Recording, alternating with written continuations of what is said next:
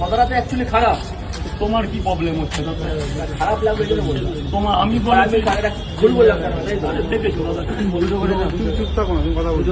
মানে একটা ভালো কথা বললেও দুটো করে এ ভাই তুই চুপ থাকো মানে দুটো করে চুপ থাকো মানেটাই কি?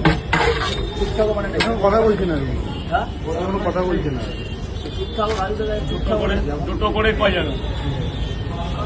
আমি রাজুদার সাথে কথা বলি কথা বলে বলবে না। আমি তোর সাথে কথা বলছি, আমি তো একজনের সাথে কথা বলছি।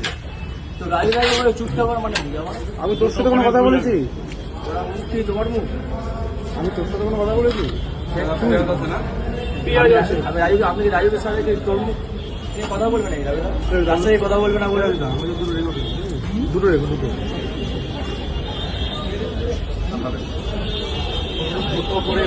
একটা ভালো কথা বললাম।